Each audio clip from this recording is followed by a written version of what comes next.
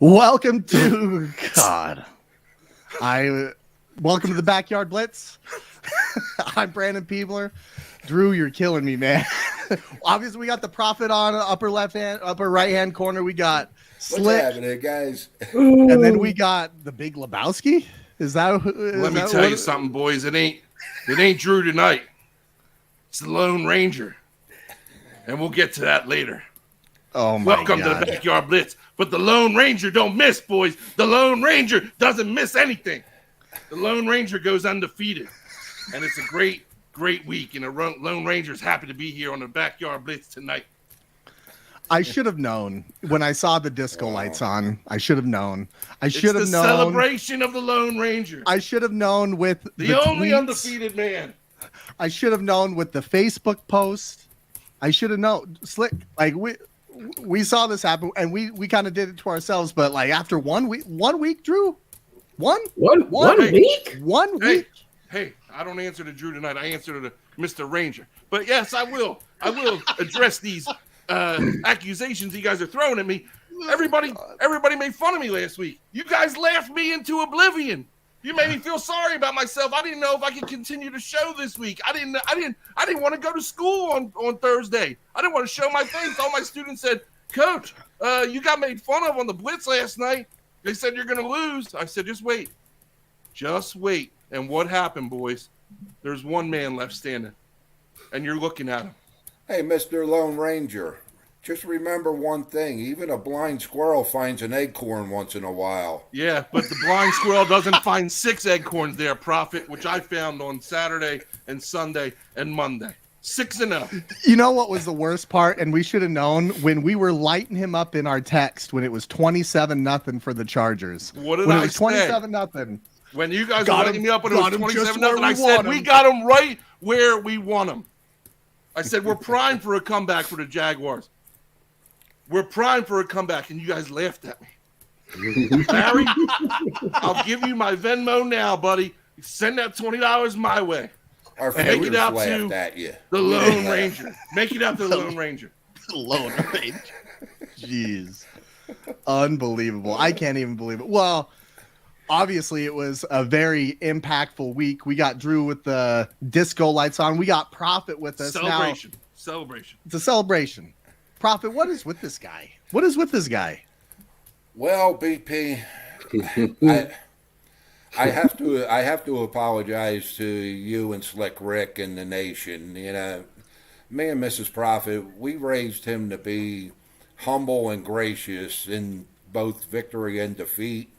But instead of that, he turns out like, you got something there to show us? I do.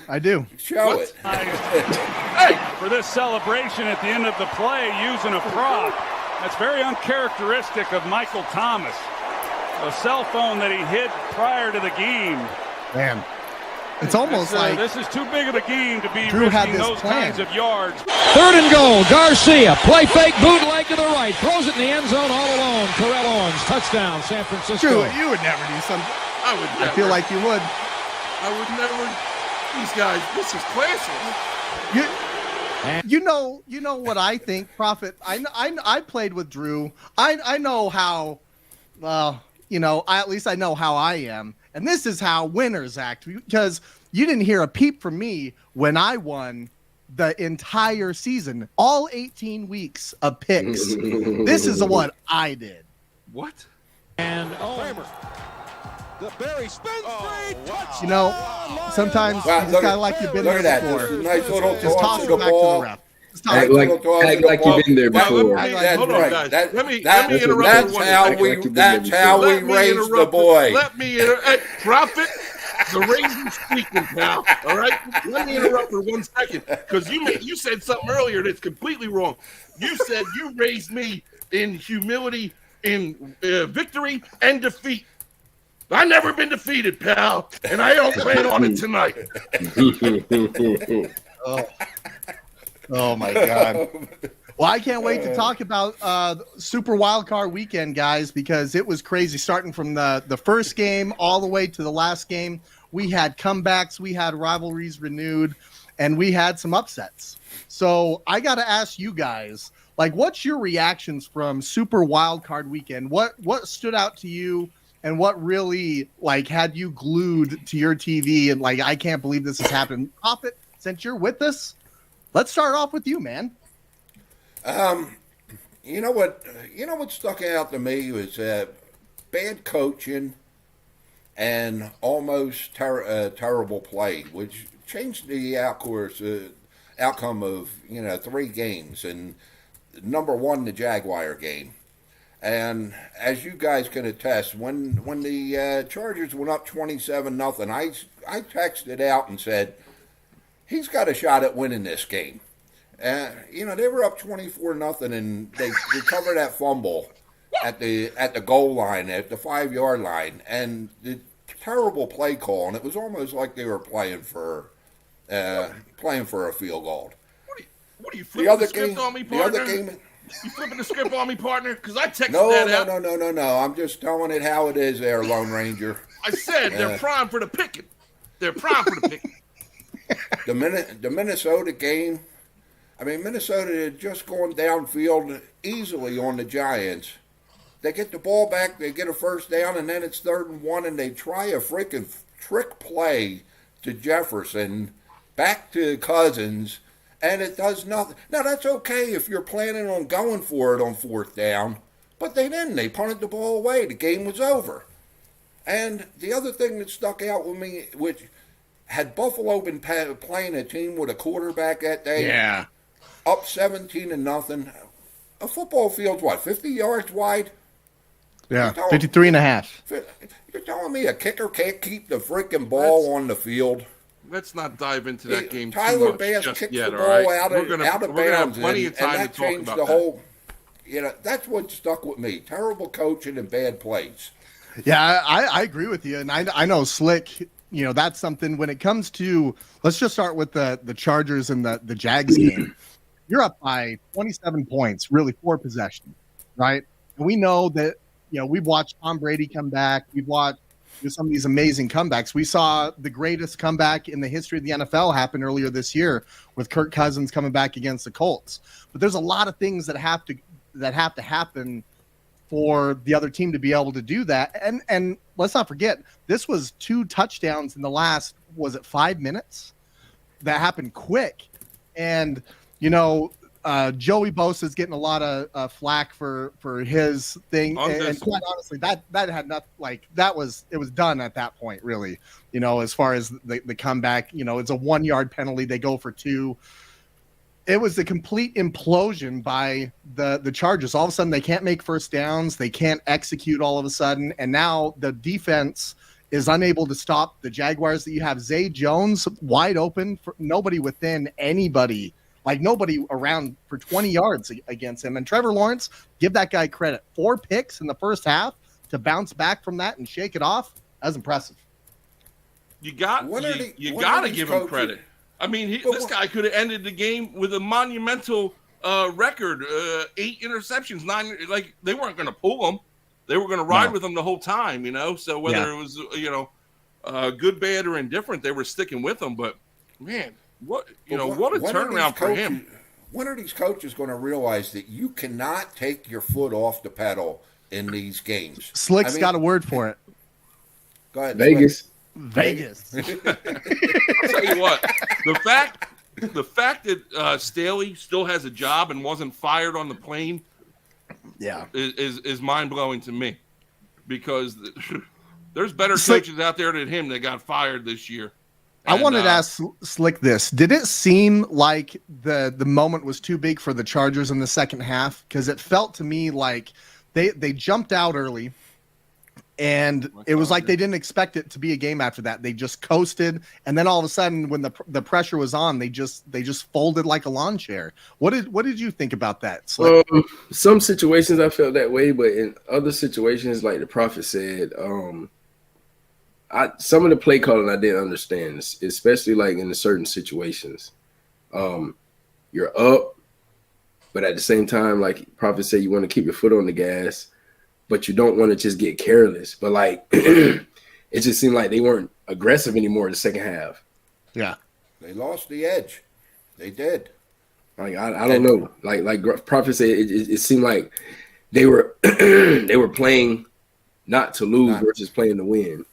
Great analogy there. Yeah, but you can't. I mean, and how do you do that with 30 minutes left of NFL football? I don't get it. Have you guys? I was thinking back in my football life. I've never had that happen. Like if we were up, like I've never had a comeback like that happen. Have you guys ever been a part of something like that where a team came back on you like that? So I don't know what that feels like, and I can't imagine like what it was on that sideline as the Jaguars started to come back, and like that's crazy to me.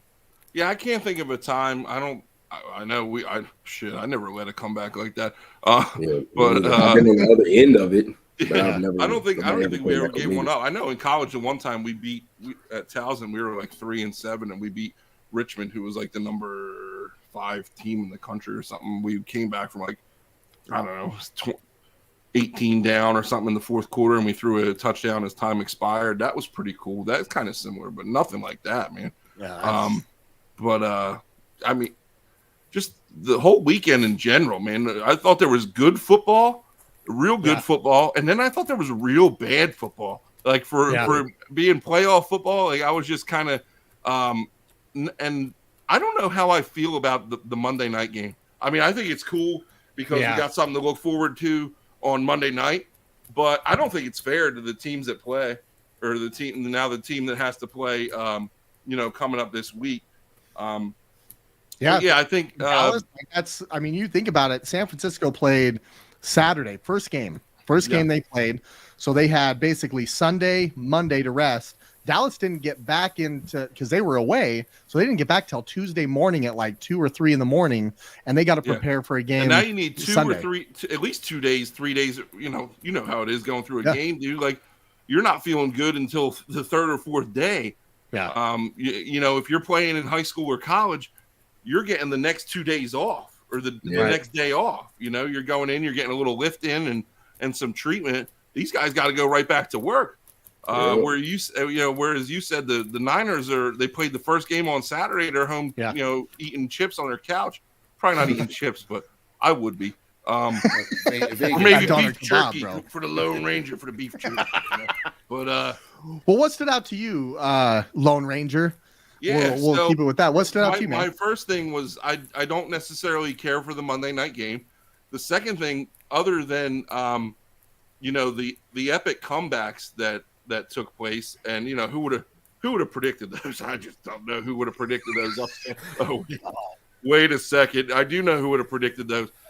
But my big takeaway was. The hot shot's going to be himself again tonight. How much you want to bet? Now, that's only once a year. We're good for once a year. But he asked me in the pre-show if he was going to be my hot shot. Yeah. All right. You want to blow spots up now, Prophet? Damn it! What happens in the pre-show isn't supposed to be discussed on the air. It's Vegas. We got a script to stick to. Damn it! Anyway. Oh my God! I think the Bengals look like crap. I think the Bills, as much as I love Josh Allen, and you guys are busting my chops all weekend about what did he do. Listen, because you're going to have to step up and get it done and do a little bit more than you did on this weekend against the Bengals. Wow. That seems there's enough room on that ship, right? With me and Slick right here saying Josh Allen turned over the ball, was it 4 times? 3 times? He turned the ball over 4 times, and in a playoff game. If Kirk Cousins did that, if there are a number of different quarterbacks that get a lot of heat for big games, whatever, if they would have done that, they would have got blown up. Now, I get it. Josh Allen is tremendous. He is tremendous, but it's frustrating when you have that talent and then that stuff happens. If they would have had Tua in that game, let me ask you, Drew, do you think Tua pulls it out and the Bills are sitting at home right now if Tua plays? Listen, I'm not playing the hypothetical game because we know that it doesn't, almost only counts in horseshoes and hand grenades when you're down on the farm. All right. I'm not going to play the hypothetical game.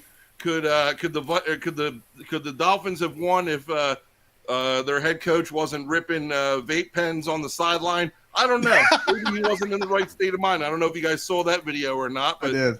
their focus was clearly elsewhere. This guy can't make it through a game without friggin' ripping a strawberry lush vape pen on the side. I mean, what are we doing here?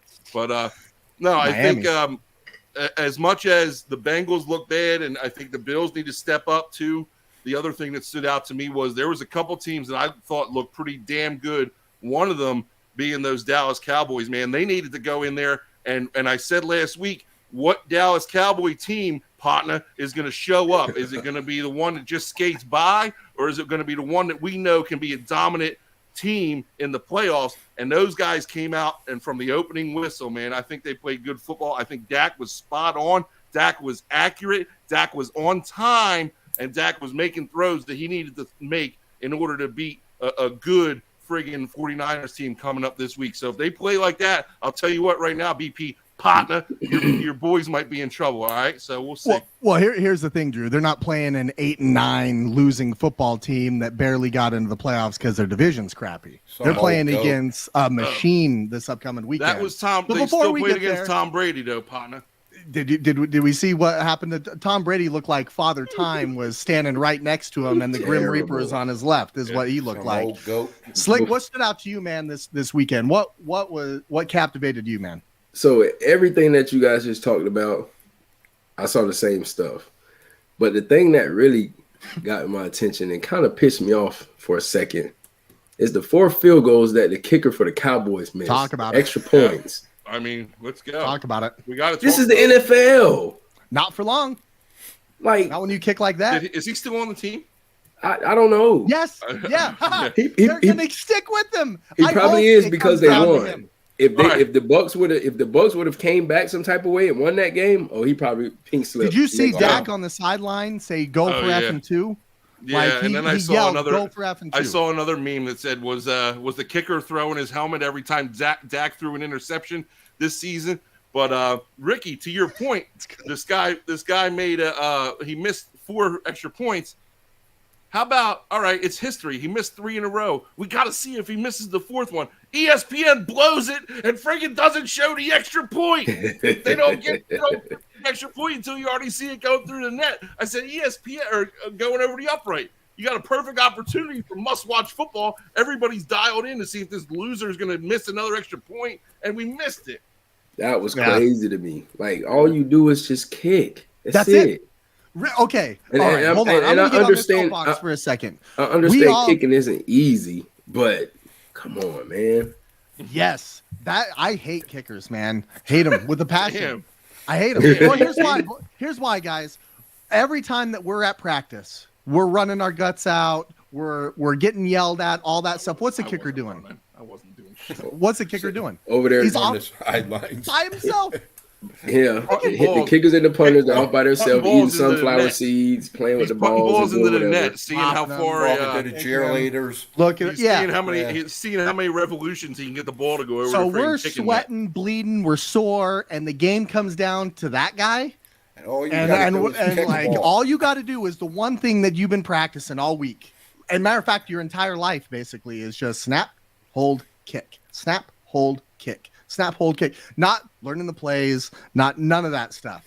And all he's got to do is just, guess what though? Moment gets too big for them. They're not used to pressure. I think that's a huge show of nerves. First of all, second of all, it's a testament to the whooping that the Cowboys laid on them because 4 whole points in the NFL didn't play a factor into the game. Yeah, it did. But you know that me, and everybody else was waiting for Tom Brady because Tom Brady was on the other sideline. You knew that those 4 points could mean something. It turned out that it didn't happen. But if Tommy would have come back and it was 28-27, this guy's right. Wait until your little Niners kicker makes a game-winning field goal against the Cowboys this week. I love kickers. The whole time when he was missing those kicks, I was texting some of my guys from here in the group chat. The whole time he missed the second one, missed the third one. I'm like, okay, I'm convinced. Vegas has kicked in, and everything that I've been talking about this whole time is going to happen. Tom Brady is going to come back in this game in the second half. And I'm not gonna lie, like I just knew it was gonna happen, and I kept waiting and kept waiting and kept waiting. And I'm like, dang, like the Cowboys Really are like happen. really playing ball. But Dallas did sign a kicker today to the practice squad, so if Mahar doesn't have it this week in practice, he may not be out there Sunday. See you. Really? Tequila or something or All right, another. let's hear it, BP. What stood out to you this weekend? Well, first of all, what stood out to me was I can't believe I'm gonna have to show up on Wednesday and hear this from you, because I knew like immediately after the Jaguars, I was like, great, that one alone would have done What? this. I okay? thought I took this pretty humbly. But then the Giants, and I had a feeling about the Giants. I wasn't really sold on the Vikings, but I felt Vikings at home. Like I think that's going to do it. And I wasn't really sold on how the Giants did. But Daniel Jones, did he look like the second coming of Josh Allen in that game? Ran for 70 yards, threw for 300.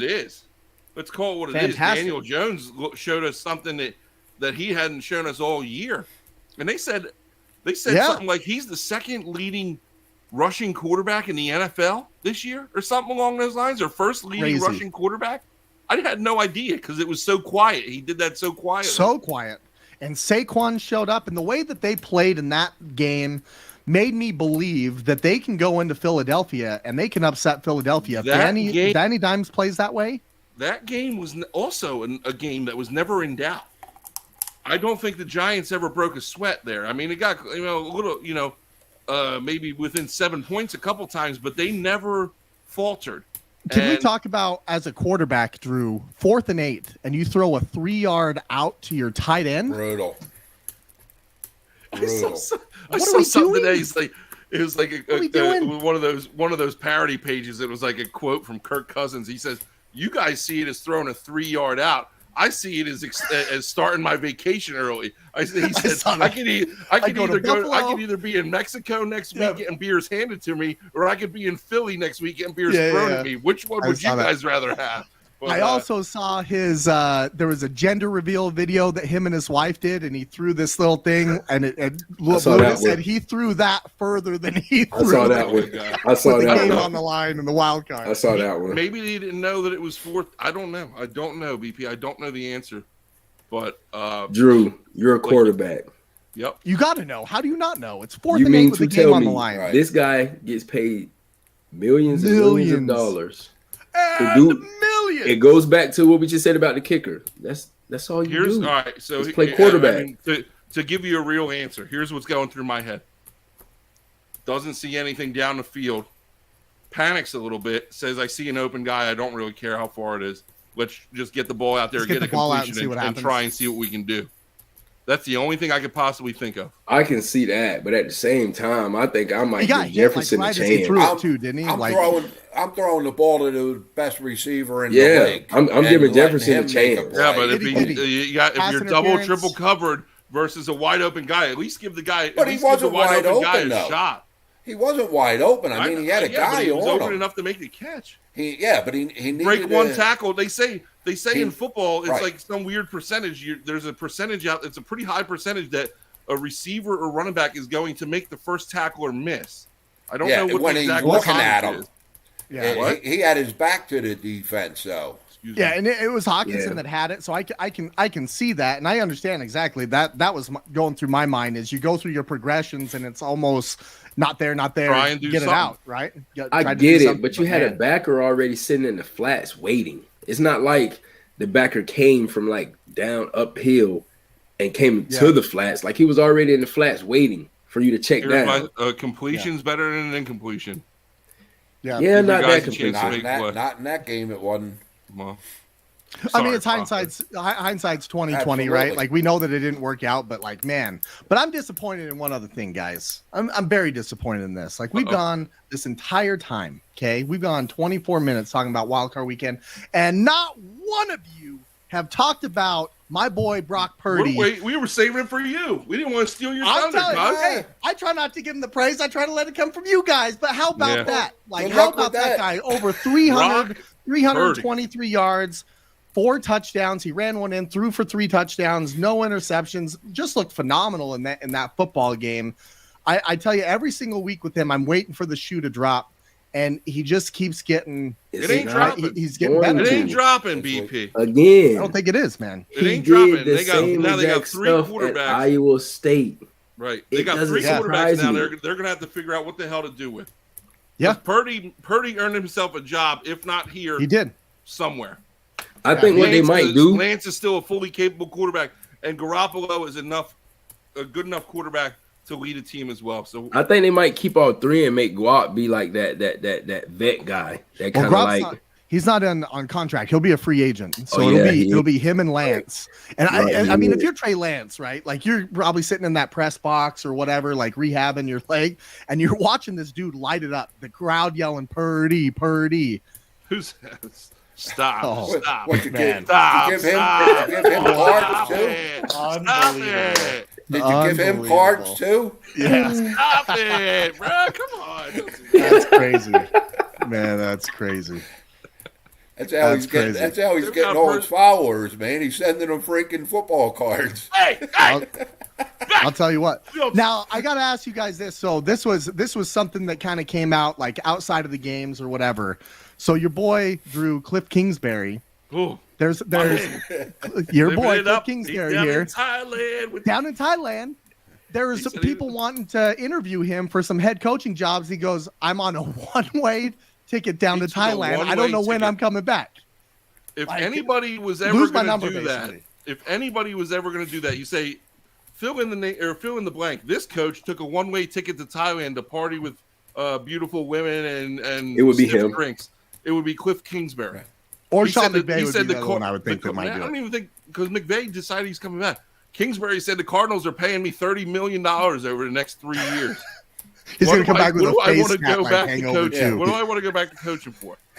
He's going to come back with a Mike Tyson face. Be honest with you, I think he might go back to the college level. I think he will, Ricky. I think he will, but not this year. No, I think he takes. No. Probably, yeah. God, this year he'll probably just chill. Anytime soon, my brother. Yeah. Nice. Well, hey, we announced our season pick'em winner, but she got her gift card from the Backyard Blitz, and I wanted to recognize her. My mother got her gift card, $100 from the Backyard Blitz. Yes. Congratulations. There it is. There it is. She's got her Josh Allen, Wyoming jersey on. She reps that guy. Bro. She had a bobblehead in another picture, and she decided to go with this one. That's a throwback jersey. That's sick. Take a look at that. I bet you Josh Allen wore an outfit similar to this in Wyoming too. Oh, I guarantee it. Yeah, I absolutely guarantee. Only on Friday nights.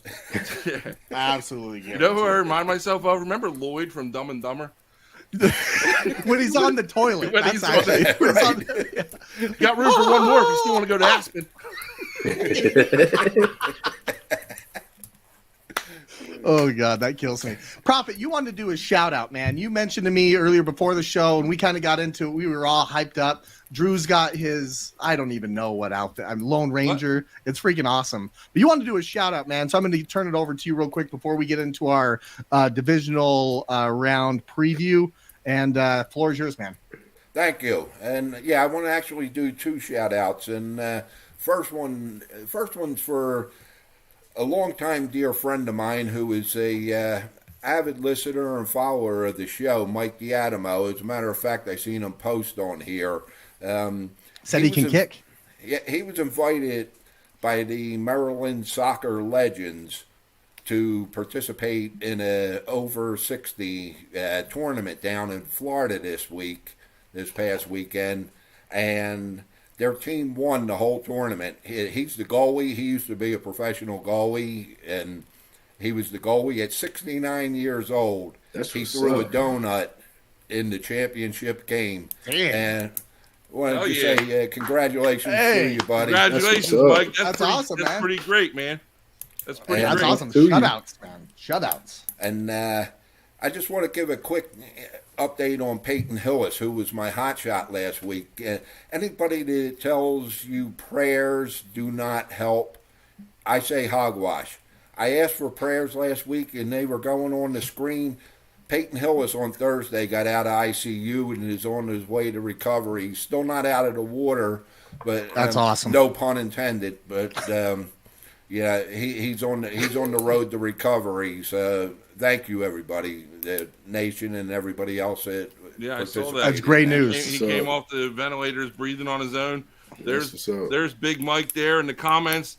Mike, thank you for being a listener. Yeah. Listen, I know, I was gonna shout you out in my hot shot segment, but since we're hitting on you now, listen, I know you're an avid listener and you had a great soccer career and you guys won the championship, but it still doesn't make you a good fantasy football player. Oh, he had to throw that in there. Doesn't he always have to? He just always got to get that one shot in there. Partner, he says. He ain't the Lone Ranger. He ain't the Lone Ranger, my partner. So going in the playoffs, we got Drew at the top at 6-0. Yep. And then the rest of us. Hold on, wait, I didn't hear that, boys. It cut out. You froze. Drew, you froze. Yeah, we're not saying it again. Yeah. It ain't going to happen after this week. But we got Slick, me, and Prophet 4-2. So we got 4-2? Oh my God. 4-2. Larry, yeah, don't make me pull up the. Larry, come on. Dude, wait. Let me see. There's 4, 6, 7 games left. He's going to send be me 6 the money, and 7 at the end of it. 100%. Send me the money, Larry. Absolutely. Ooh, man. Absolutely. 6-0, boys. So we got our divisional round coming up, guys, and so we get to see both first seeds in action. So our first game is going to be, we have the Jacksonville Jaguars at the Kansas City Chiefs. Now, guys, we never do pick'ems this early. Usually we wait a lot longer, but we only got 4 games. So I want to really dive into these, what you guys are looking at. What do you guys think are the matchups that you're going to be watching in this game, and your predictions, obviously. But we got Jacksonville in the divisional round, which who saw that coming? Yeah, I know my boy Tim Derrick in the chat room. He's watching us right now. He's the only Jags fan that I know, I'm pretty sure. And they've cloned him 80,000 times down there in Jacksonville. Going against Kansas City, okay? And we got the spread. It's Chiefs at 8.5, 51.5 over/under, which is kind of shocking to me. Vegas happens to think that this is going to be a high-scoring game. I believe it from Kansas City. I don't know how much I believe it from the Jaguars. But we'll start it off with the Prophet. What intrigues you about this game? What matchups are you looking at? Like, what do you think about this, man? All right, let me just say, my picks are in this envelope, and nobody seen these. These picks were in my garage next to my '87 Gremlin. Nobody got near them. Okay. Top secret classified picks. All right, going into the first game. Well, Kansas City and the Jags played earlier this year, and KC beat them by 10. That's what the line opened at. It's down to 8.5. Jacksonville played the Chargers earlier this year. They beat them. They beat them the other night. They're playing Kansas City this week. They lost to Kansas City during the regular season. They're going to lose to Kansas City this weekend. I think it's going to be a high-scoring game, though, because neither team really can stop the pass. And Jacksonville is going to put some points on, but Mahomes is going to outdo them. I see probably a touchdown game here. Okay. I don't see where the Chiefs or the Jaguars are going to have an answer for Travis Kelce. I think Travis Kelce is going to have a huge game. It just seems to me when if things aren't going well, it's Travis Kelce. Drew, what do you think about this? Prophet's got the Chiefs winning this one by a touchdown. Do you think the Jags have any hope to win this game in Arrowhead? Oh, they have hope. And they have more than hope. They've got a little bit of hope. All right. As much as I was on the Jaguar, dude, I watched that game on, what was it, Saturday night, the Jaguars game. I watched that game from start to finish. I knew that the Jaguars were never out of it. And all BS aside, the game was entertaining. Trevor Lawrence came out in the second half and played absolute lights out football. Went up thrown for 4 touchdowns, 47 passing attempts. It's not a recipe for success against a team like the Chiefs. Unfortunately, as much as I would like to see them, continue this stretch, I just don't think and I, sometimes I hate to agree with them, but I don't think they have an answer for Kelsey. I don't think they have an answer for the Chiefs offense. I don't think that they're going to be able to put up enough points to get in a shootout with the Chiefs. What I am compelled to see is the matchup between, Andy Reid and Doug Peterson, who, if you don't know, Doug Peterson got, he started his career with Andy, and that's how, he grinded his teeth and learned from. And a lot of the stuff they do is very similar. Now, again, I would love to see a good, close, tight game here. I think the Jaguars have kind of maxed out their potential for the year. They got a lot to build on. I just don't see this game going their way on Saturday. And I got the Chiefs. I think the Chiefs are going to cover 8.5. I think the Chiefs are going to cover. It's going to be loud. It's going to be real loud. Do you think that there's any way that this bye week does the Chiefs a disservice? Like they could come out flat potentially and Jacksonville jumps all over them? Or do you think it's Chiefs start to finish? No, I think the game will be close, maybe for the first quarter, and I think the Chiefs just start ground and pound. They get them through the air. They utilize Kelsey in ways that the Jaguars haven't seen before, and it's just like I said. I think the Chiefs are going to be on them early and often, unfortunately, because I'm riding the Jaguar train right now. I would love to see it happen. I just don't, you got to be smart here. Okay, I got a perfect record of me. AP, the Chiefs are 5-0 after a bye week the last 3 years, so that's 3 regular season and two playoffs, 2 playoff games. It hasn't affected them in the recent past. I mean, and this is a great draw for him. When you think about it, I think like a team like maybe like the Chargers or the Bengals, even the Bengals could have given them fits, but they wouldn't have played them because I think they were the 3rd seed or whatever. But Slick, what do you think about this game, man? We got Trevor Lawrence that's coming off. I mean, they're on a roll as far as that last half that they played against the Chargers, emotional win, right? At this point, I feel like they're playing with house money. Like they weren't expected to be here. Great analogy. And now they are. They're here. They're in Arrowhead, and really, this is beyond the expectation that they had going into the season. They're in the divisional round. What do you see about this Jaguars team playing against the Chiefs? Any chance for the Jags? No, I don't. I mean, no, I don't. I don't think they have a chance. But the fact that they are where they are, of course, in the beginning of the season we didn't see it. But as week in and week out went on, like I kept saying, Trevor Lawrence, he's a winner. He knows how to win. He's going to figure it out.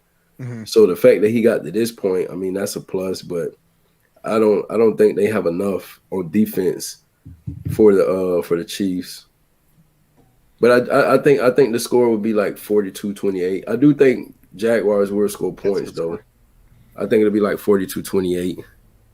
That's a good score. I'm going to make a case for the Jags real quick, guys. All right. I'm going to make a case for them, okay? Doesn't mean I'm picking them yet. But the Jaguars on defense, they're young and they're fast. They are. And if they are able at all to get pressure on Mahomes and make him uncomfortable, they're young enough to just to play hard and not care where they're at. They're young enough for that. And I feel like where Mahomes is experienced, Mahomes has been in this situation before, the Chiefs might overlook the Jags potentially. They might look at the Jags and say, you know what, we're 5-0 after a bye. We got these guys. We're on to bigger and better things. Maybe the Bills rematch next week or to play the Bengals potentially in the AFC Championship game in our house. Let's just handle our business. But the Jags just keep coming. They just keep coming. You got Travis Etienne coming out of the backfield. You got Trevor Lawrence that just keeps slinging it. You have Trayvon Walker coming down on you. You have a number of those linebackers, Josh Allen coming after you. Yeah. Okay. A turnover here, turnover there. They could get a little frustrated. And I could see that happening. It would have to be a perfect series of events, I feel like, for the Jaguars to hang in there for 60 minutes. It might happen for a quarter and a half. Hell, it might happen for 2 quarters. It's not happening for 60 minutes. I'm right there with you guys. I think 42-28 is a pretty good score. Matter of fact, I think 42-17 or 21 is. I think that Arrowhead crowd. If the Jaguars have to drop back and pass consistently over and over, it's done. Frank Clark's going to get a jump off the side. Chris Jones gets pressure on the quarterback. It would be very bad for the Jags to get one-dimensional in this football game, and I think in the second half that's what's going to happen. So, Tim, I know you love your Jags, and I'd love to have better news for you. Tim. But I can't pick against Kansas City in this ball game. I just can't do it. Tim, listen, if the Lone Ranger's picking against you, pal, you might as well just pack up the golf clubs and get ready to hit the links, bud. Just hit them. The Chiefs too, all season have been pretty good against you the didn't run. miss it, Rachel. I mean, they've been ranked like in the top 3 against the run. So it's our first game, if Rachel. they shut that running game down, that's what they're going to do. They're going to force them to have to throw the ball, and it's not a good position to be in, having to go head-to-head with Mahomes. It's not, but I think it's going to be a great learning experience for the Jags. Whatever happens in this football game, whether it's really bad or really good, it's going to be a great learning experience. This is a building block, man, and and the Jacksonville faithful have got stuff to look forward to, man, because this is just going to keep growing. They do, and it starts at the top. It starts with Peterson, and I can't give Peterson enough credit because he's just a guy, man. He's a guy that gets his players to buy in for him, and they've done that. And like I said, this is if they get blown out this week, then they go into the off season. They add some pieces, offensively, defensively, and they get ready to make another run next year, man. I think this is just the beginning for these boys. I do, and don't forget, guys. This is the same Dougie P that got into the playoffs with the Eagles with Nick Foles. That nobody gave them a chance, and they went on and win the Super Bowl. So. I mean, I know that we're picking all the Chiefs, but if the Jags somehow pull this off, I mean, that's going to be the talk of the NFL. It's going to be unbelievable that happens. So sometimes when you have nothing to lose, that's a dangerous team to play. Yeah. The Chiefs have everything to lose in this game with their expectations. But we'll move on to our second game of the week. So we got a Saturday game. We got a beauty here. NFC East matchup. We got the New York Football Giants going into Philly. Now, Philly hasn't been playing their best games. Hurts was hurt. They had to get the number 1 seed on that last game of the season. They lost 2 of their last 3 games. But the Eagles are 7-point favorites in this. But Danny Dimes coming off a tremendous game where he looked phenomenal beating the Vikings. We'll go back to Prophet. What do you like about this game, man? This game has a lot of intrigue for me. Well, last week I made the mortal sin that a gambler can make, and that's picking with your heart and not your head. And not that I would have gone against Minnesota anyhow, I don't think, but I do not like the Giants. I do not like the Jets. Could never tell. They're one of the reasons that I had to move out of New Jersey. Hey, partner. They're the only 2 teams in the country that have different names than the state that they play in.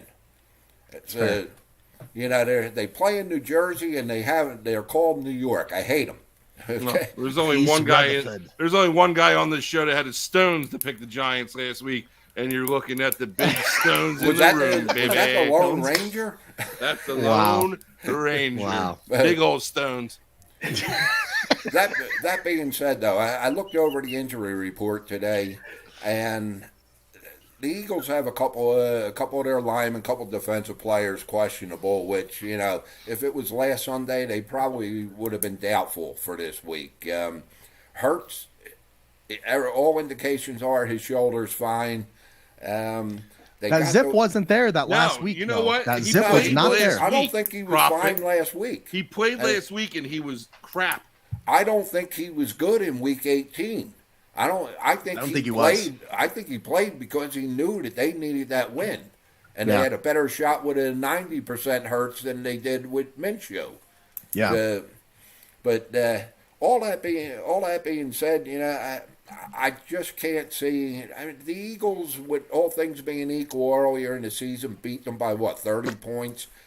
I don't see a 30-point victory here, but I definitely see 10 to 14 for the Birds.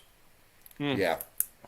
Well, I'll tell you one thing about the Giants here that intrigues me. Now, defensively, they're 25th in defense. They're 26th in the passing game, 18th on offense, where the Eagles obviously excel. But their rushing attack, and you add Danny Dimes in that with Saquon Barkley, they could potentially, with those guys making some plays, they could open some things up that we saw last weekend.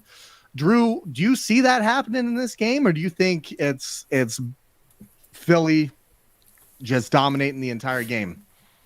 Listen, partner, I'm right in the thick of things down here. I'm 15 minutes from Philly. Tensions are high. The adrenaline is high. The emotions are high here in the Philadelphia area.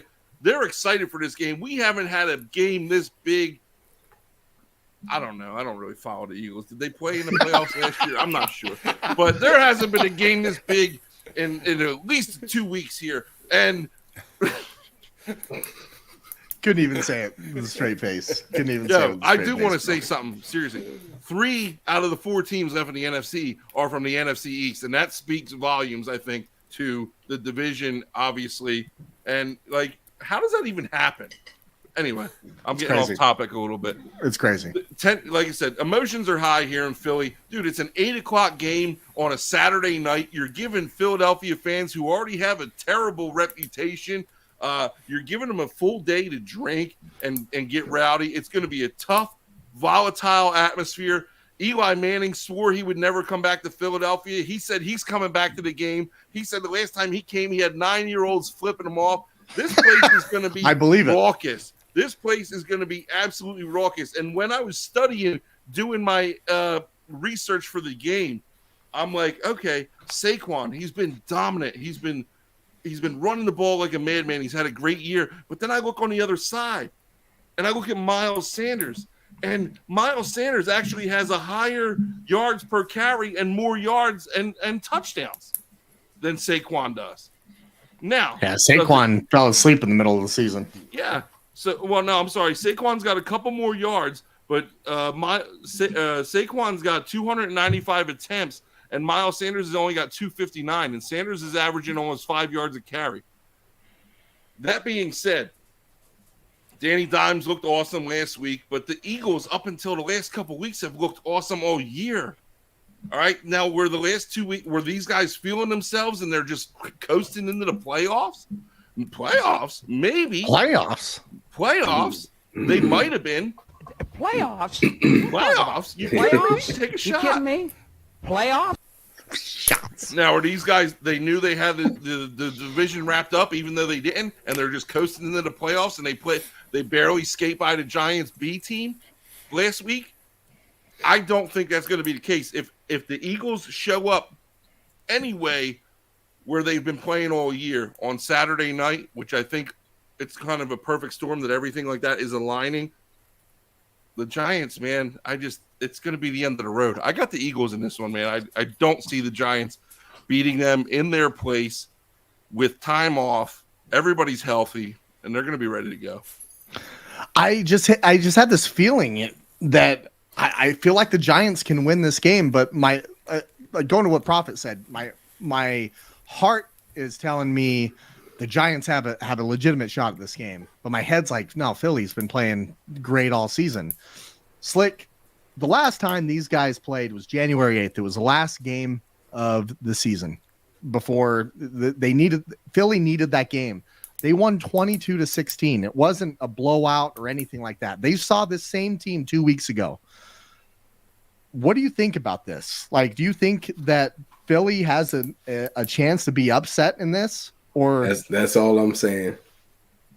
fly? Ricky's giving the Eagles, Giants fly? no chance. I'm going with my coach, with my old ball coach. Yep.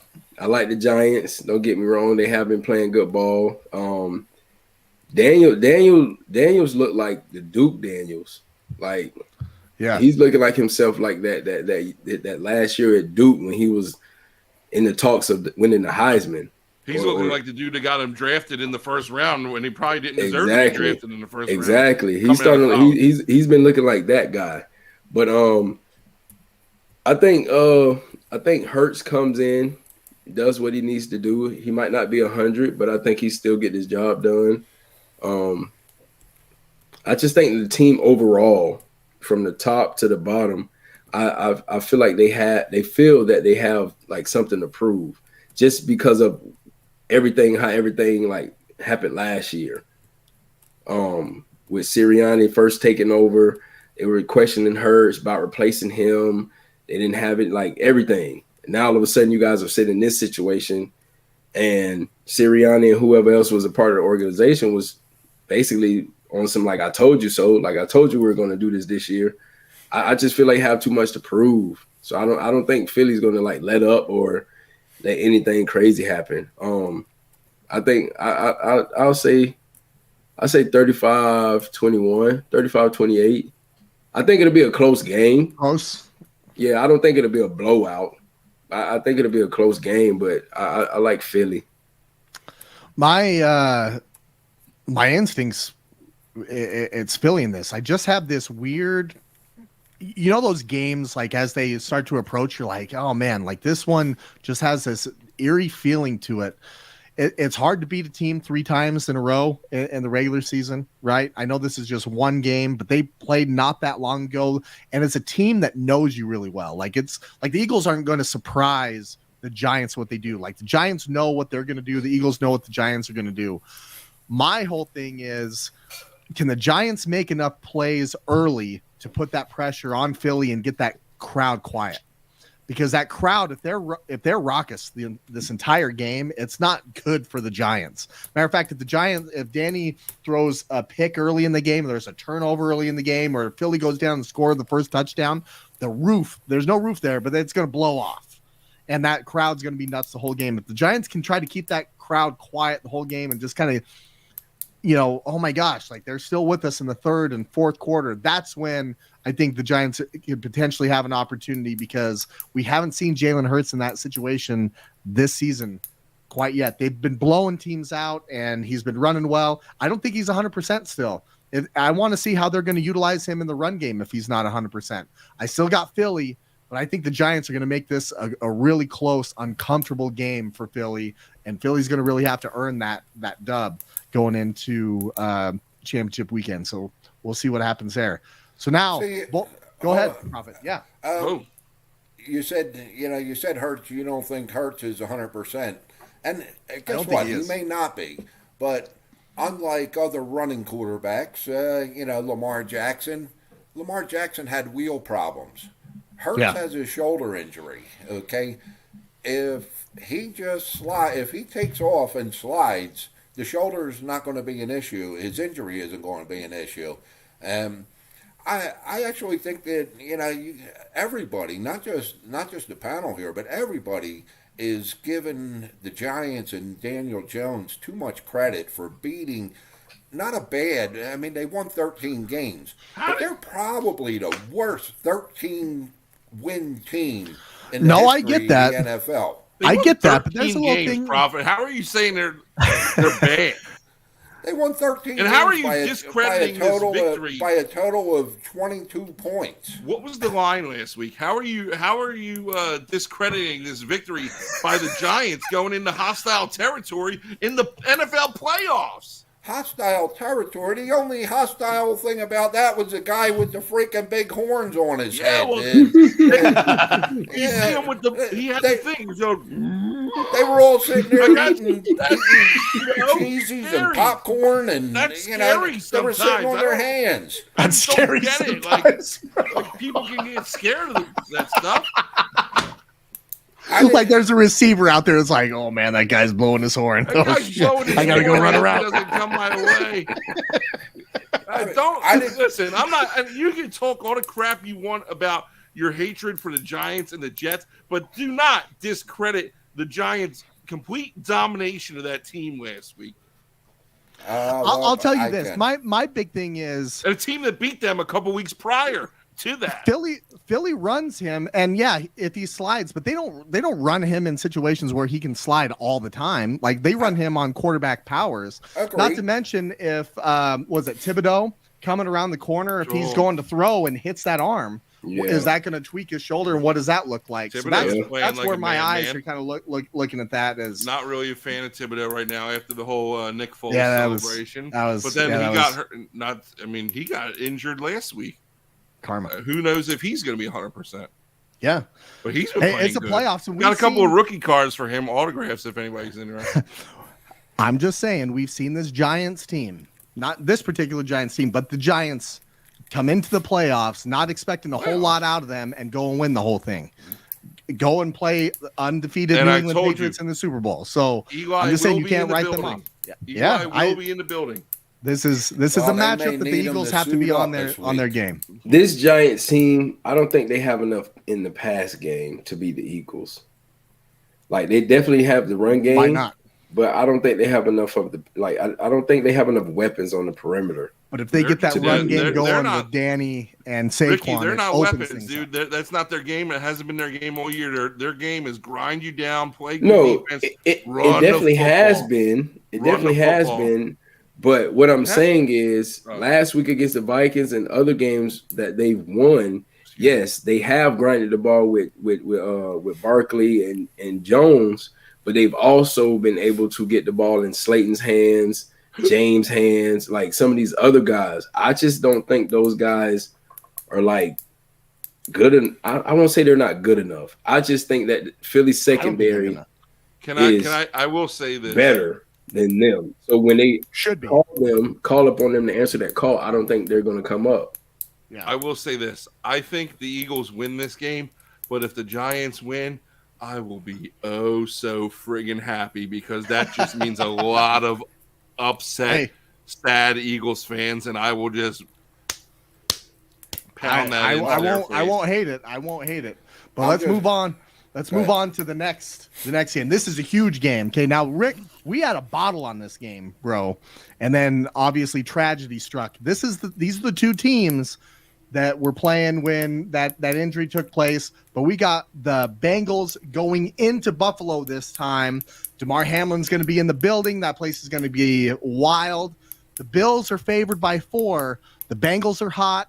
The Bills are coming off a kind of a shaky game. Prophet, what do you got in this game? What are you looking at? We got the Bengals. We got the Bills. I'm going to let you have the floor, man.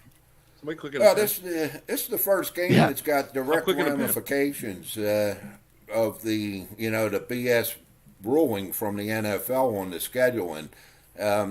Cincinnati, if that game gets played and Cincinnati wins that game, this is in Cincinnati, right? Cincinnati this week, right. Exactly. But that being said, both of these teams are red hot. And Buffalo's coming in on an 8-win streak. Cincinnati's got a 9-game win streak.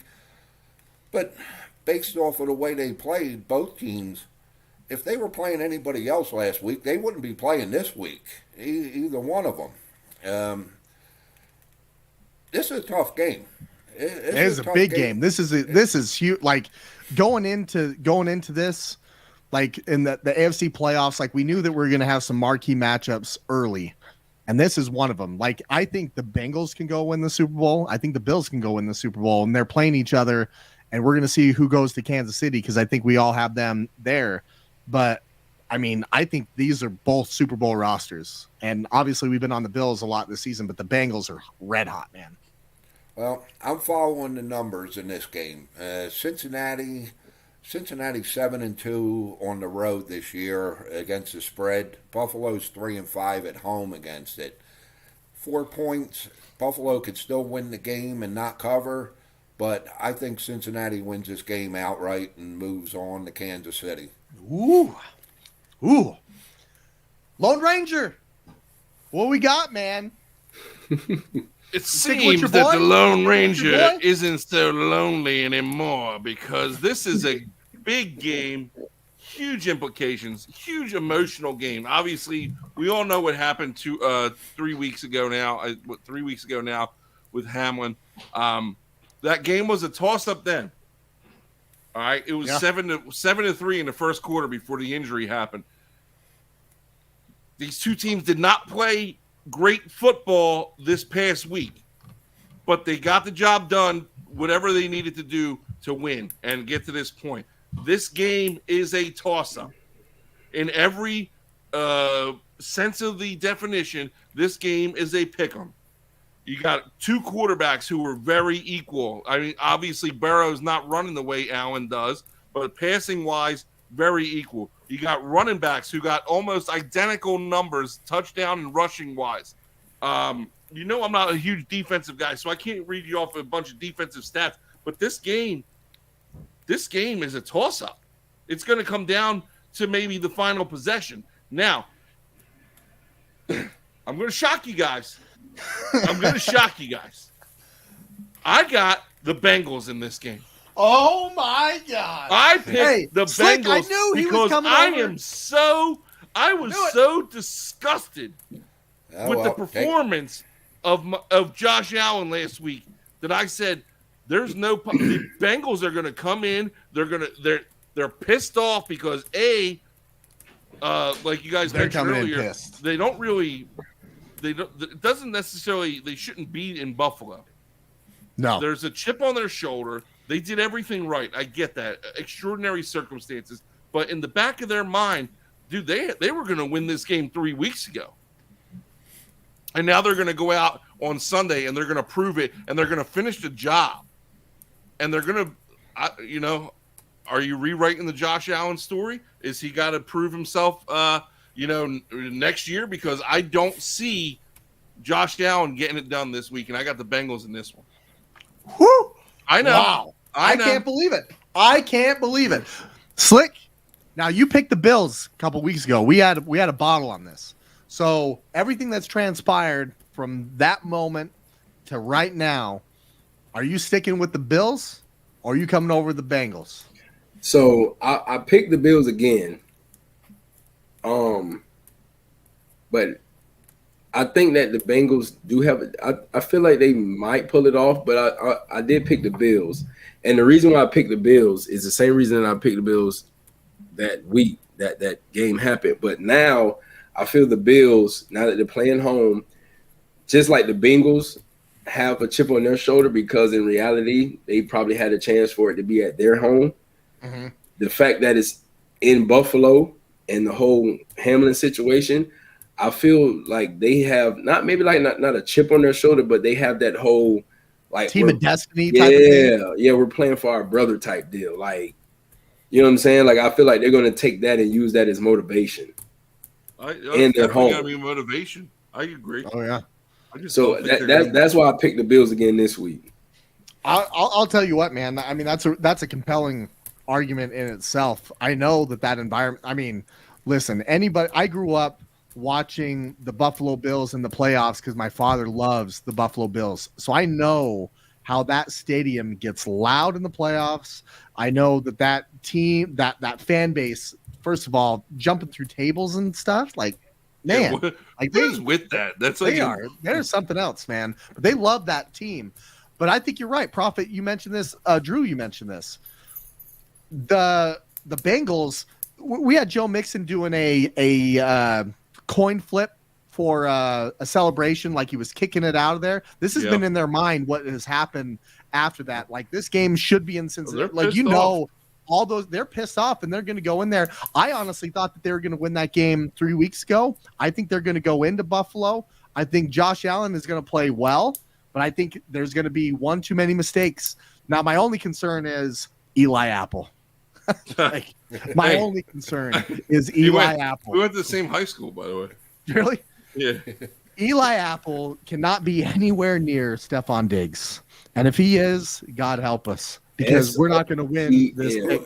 Whoever he's covering, God help. He's not covering him. Like, SOTM. What does that mean? Getting on the money. That's what Eli Apple is going to do this whole Sunday. Oh man, I still got the Bengals in this. I think the Bengals are playing really good football. Buffalo's been a great story. I still think Josh Allen has got to show me, turn that corner, make the plays when it really, really matters. That defense is without Von Miller. They're not going to be getting after Joe Burrow as much, but I know on the Bengals side they are missing a couple offensive linemen, so we'll see what happens. But I got the Bengals in this one. Huge matchup. I can't wait to watch it. Now, guys, I cannot wait for this game right here. I cannot wait for this game. It's bringing me back to my childhood. Now, listen, I got to tell you guys some things here real quick. When I grew up, obviously I was still a Niners fan, but I used to go to school with my Niners jersey on, and in those NFC Championship games that we lost, as stubborn as I am, I would still show up to school in my Niners gear, and bro, I would come home crying from those days, man. I would cry watching the 92 championship, the 93 championship for like 2 years. Like, this Dallas team was in my head, and it was pinnacle playoff football. Dallas and the San Francisco 49ers. I can't wait to watch it this weekend. The Niners are 4-point favorites. This is in Santa Clara. It's supposed to be nice weather this time. The Cowboys are coming off a huge win. We know what happened last year in the playoffs in the wild card round when San Francisco beat Dallas in their own place. Micah Parsons said that he likes to bully bullies. Well, he got bullied in his own place by Brandon Ayuk early. Yeah, because he. I'm telling you, it's already started. The Dallas fans were yelling that they wanted the Niners.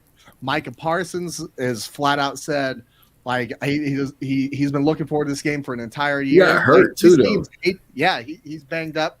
I think Justin Peters, the tackle, he's hurt, banged up in this game. I don't know. I don't think he's going to suit up. Let's start off with the Prophet. I'm telling you guys, this is good. I cannot wait for this game because I feel like the rivalry's really been renewed, and I'm excited about it. Prophet, what do you got in this game? Who you like? I keep on looking at the screen, and I just realized who he reminds me of. He looks more like the outlaw Josie Wales than the Lone Ranger. There's going to be like 3 people that pick up on that. I don't know what the hell that means. Clint Eastwood, old school. Wasn't Josie Wells when he put that iron like stove thing under there, or was that the Good, Bad, and the Ugly? That was Good, Bad, and the Ugly. Good, Bad, and the Ugly. Yeah. Ricky, we're just sitting here like, what the hell are these guys talking about, right?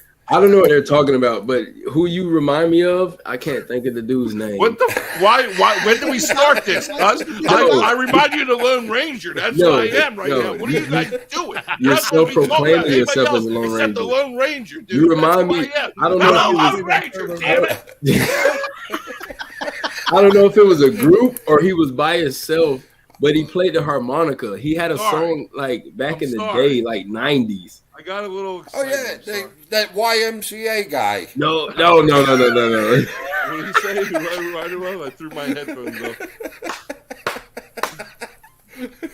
Did Prophet just say I remind him of the dude from the YMCA? He did. Yes, he did. I'm going to come down there and first of all, I'm going to take all that freaking money off your board because I could use it. And then secondly, I'm going to give you a piece of my mind. Oh, God. Kerry Parker says Neil Young. Neil Young. I don't know who that is. Okay, so in answer to your question, BP. Oh, God. That was good. I'm actually surprised that 3 of us went with Cincinnati. I thought I was going to be one of only maybe 2. But, I really don't think 3 of us are going to go with my team this game. Oh, I can't wait. Now, I mean, hey, look, Dallas played a game that is going to give San Fran fits this week if they can replicate that game this week. Dallas hasn't strung 2 good games together this year, but once or twice, so it's going to be hard. I think Purdy and San Fran have been untouchable since the Kansas City loss, but Purdy hasn't faced the defense. If, and it's a huge if Dallas plays the defense that they can play, I think Purdy is not going to be exposed because I do believe that he's the real deal, but I don't think he's going to continue on his winning ways this week.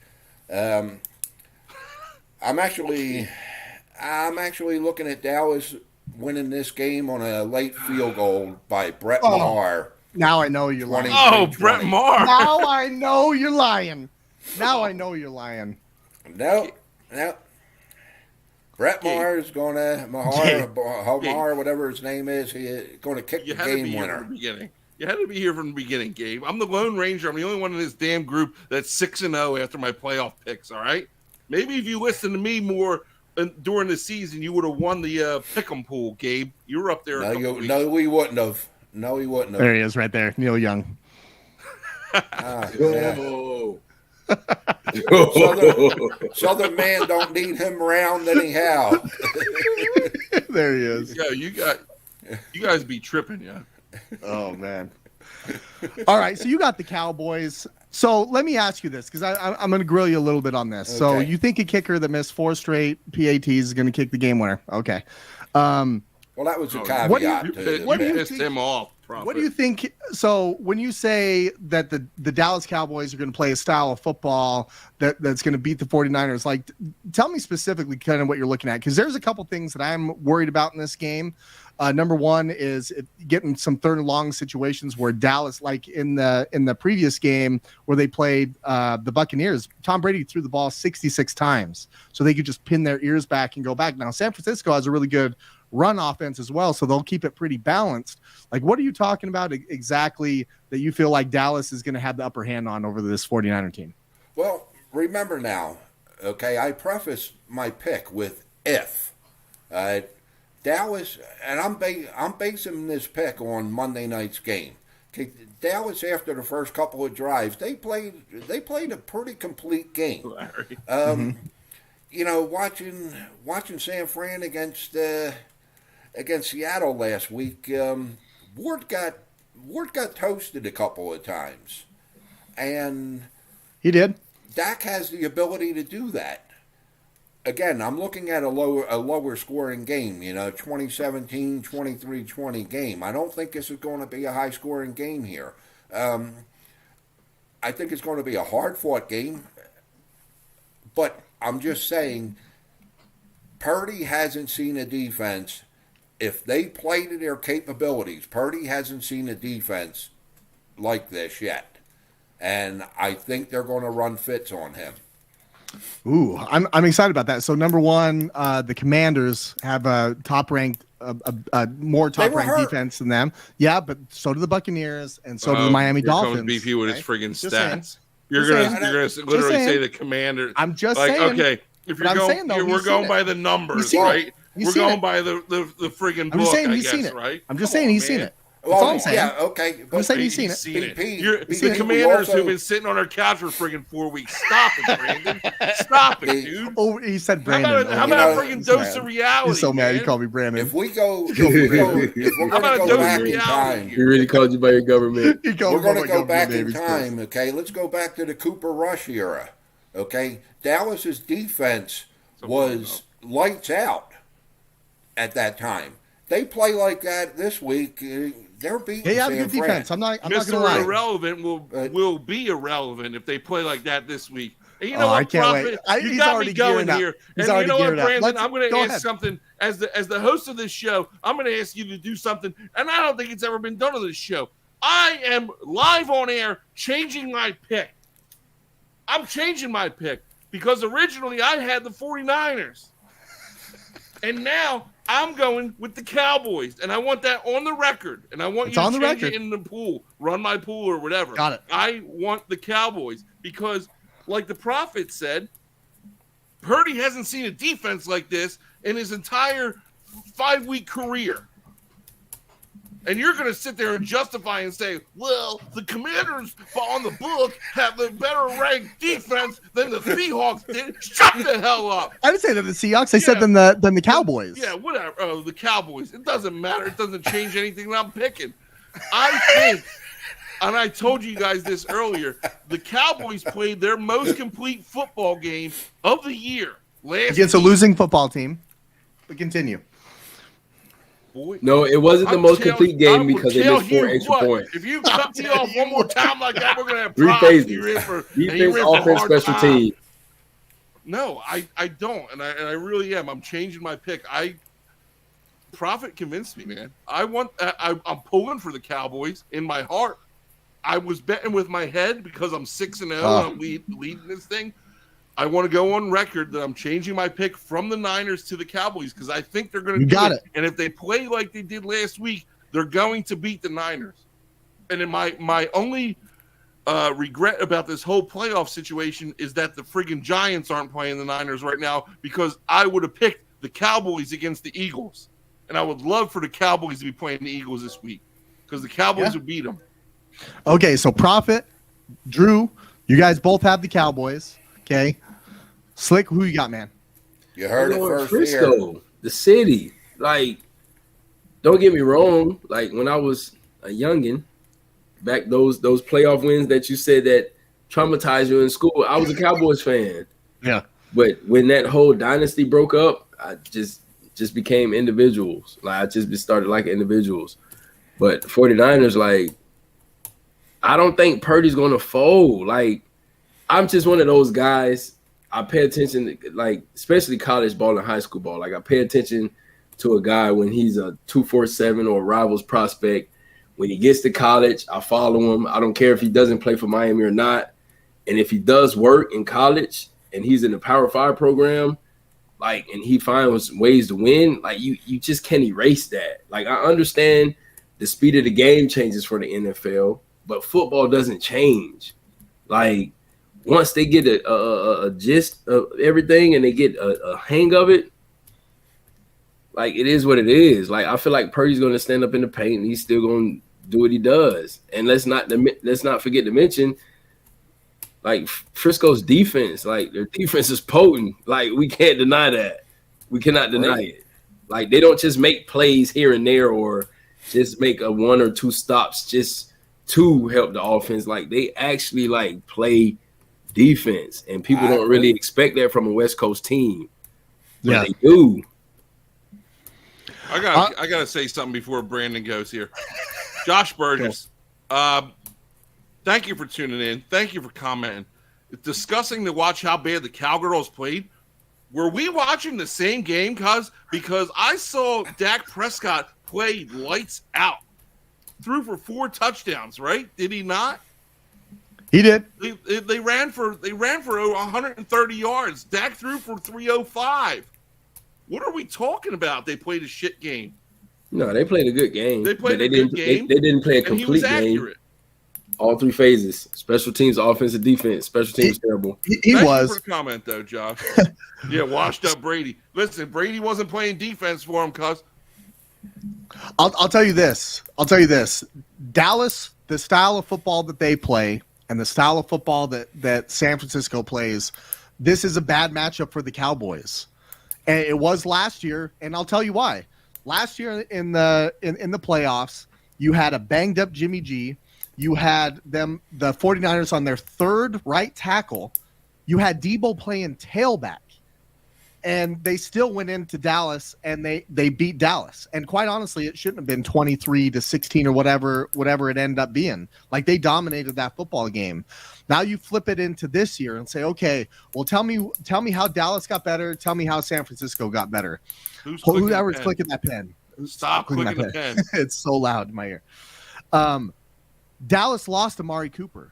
That was one of their big playmakers in that game against San Francisco. He actually played better than CeeDee Lamb did.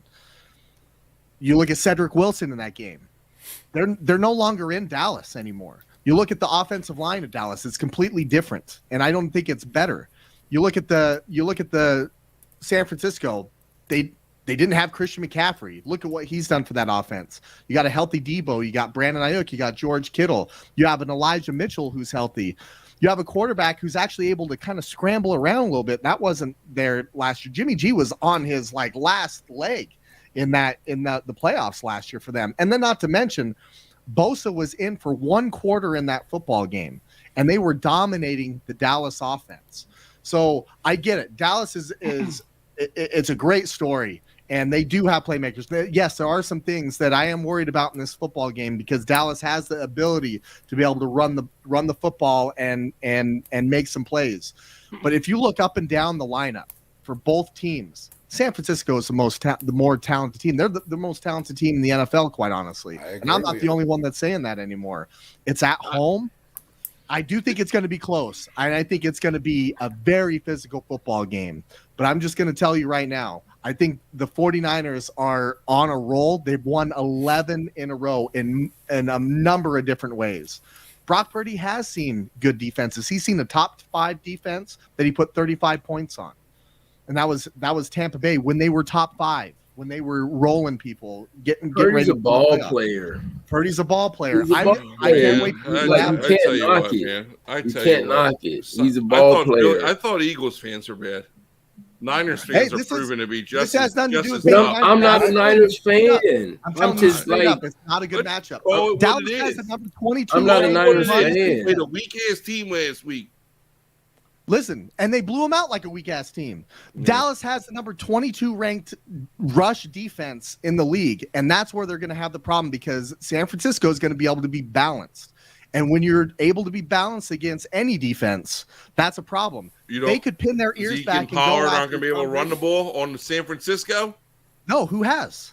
Tell me who has. Who has? Yeah. Who's I won't got say more than that. 75 yards? I think Josh Zeke Jacobs and did it. Pollard Thank are you, going Jackie. to be able to run the ball. Thank you I for won't being the say voice that. of reason, Rick. But I will say I don't know. I think Frisco makes enough stops, and their offense will do what they need to do. And I feel like 49ers defense is going to pressure Dak in certain situations to where he's going to either come up with turnovers, he's going to turn the ball over, or either they're going to pitch a few like 3 and outs. And I feel like Frisco, I feel like it's going to be one of those games. I don't feel like 49ers are going to just dominate. I don't feel like the Cowboys are just going to dominate. I think it's going to go back and forth. It's going to come down to like maybe like 1 or 2 plays. Yeah. Here's why I think that the Niners defense might be off a little bit, because your defense coordinator, D'Amico Ryan's too worried about interviewing for head coaching jobs than focusing on the damn divisional playoff game. He's not. He's not. So's Dan Quinn, though. Dan Quinn's taking interviews this week, too. He'll be locked in. Virtual Trust interviews, me, he'll be locked there's in. a difference. PP, I don't disagree with anything you just said, okay? But with that being said, I honestly think this is going to be a hard-fought It will be a battle, hard game. And I do think that. I think when it comes down to it, the experience is going to win out in this game, and they're going to win it at the end of the game. Smartest thing you said all night, Prophet.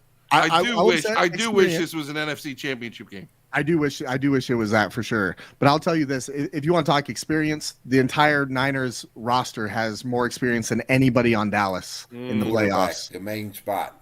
I'm talking the main spot though. He's got how many? 2 I playoff like wins? Purdy. Like I know.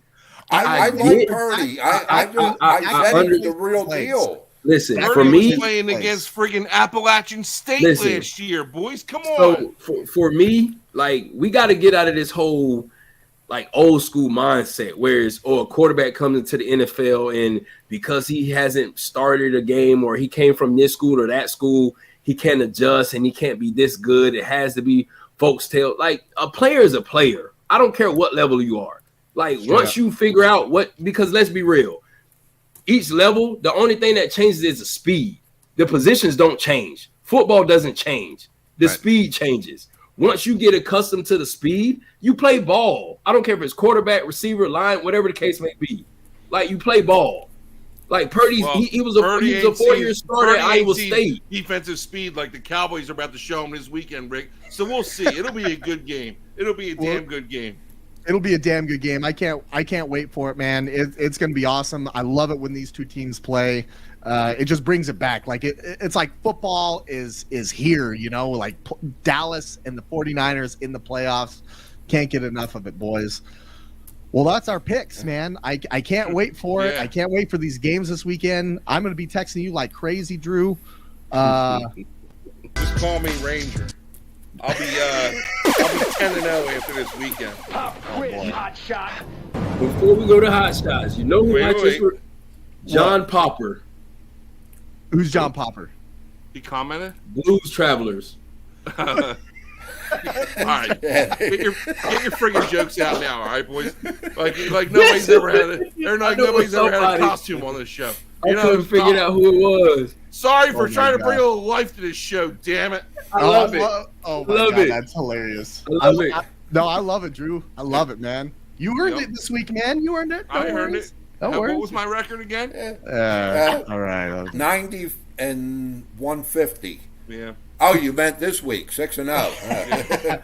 All right, hot shot of the week. Let's start off with the Prophet, man. Who you got, man? Who's your hot shot? Okay.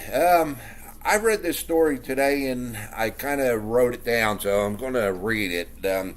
My hot shot this week is a man that they dubbed Merry Christmas Jay. Jay Whitney.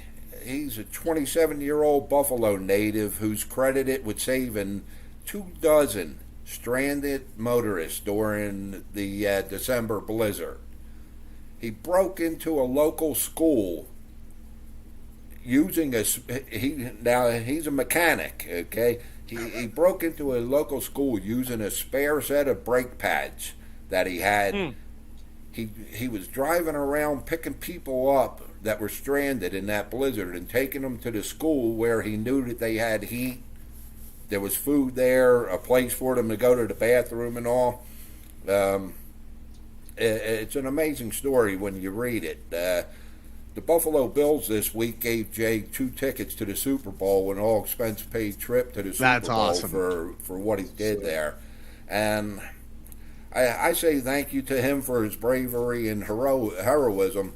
In a time when there's just so much negativity, to hear a good story like this, I salute you, Jay. And you're my hot shot of the week. Cheers, man. That's awesome. That's a great story. Thank you, Jay. But as a school security guard, I'm going to say, please don't break down the locks to get in the building anymore.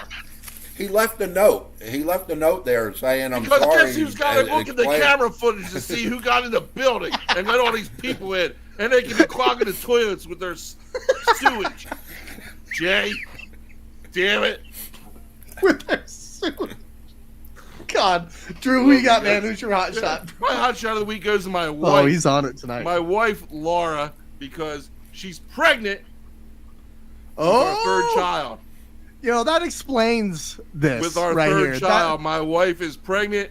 Baby Daly number 3 congratulations. due in August. And let me tell you something, boys. The Lone Ranger ain't shooting no blanks. You know what I'm saying, cuz? Let's go, baby. My hot shot of the week goes to my wife. Healthy, happy pregnancy. Cheers. That's Appreciate awesome, man. That's Cheers what's to that. up. Love you, Oh, Laura. my gosh. There you go. Congratulations, you guys. That's phenomenal. It explains the spunk tonight, I can tell you. Yeah. Holy cow. Spunk. That's a weird. Never mind. Spunk. Yeah. Slick. Hot shot. Who you got?